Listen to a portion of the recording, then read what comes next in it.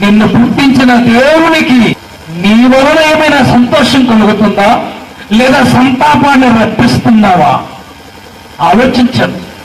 తెల్లవారి నుంచి రాత్రి వరకు ప్రతి ఒక్కరూ మనుషులు సంతోషపెట్టాలనే ప్రయత్నంలోనే బ్రతుకుతున్నారు తప్ప బ్రతుకునిచ్చిన దేవుణ్ణి సంతోషపరచాలి.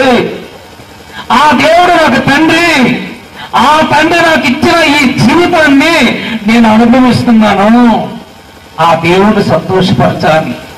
ఎవరిని ఆలోచిస్తున్నారు?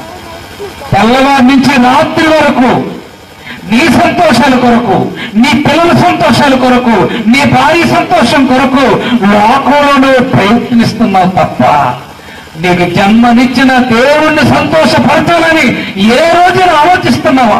అసలు ఈ భూమి మీదకి వచ్చిన ఏ మనిషి అయినా దేవుణ్ణి నిజంగా సంతోషపరుస్తున్నాడంటే లేదండి, లేదు పిల్లల.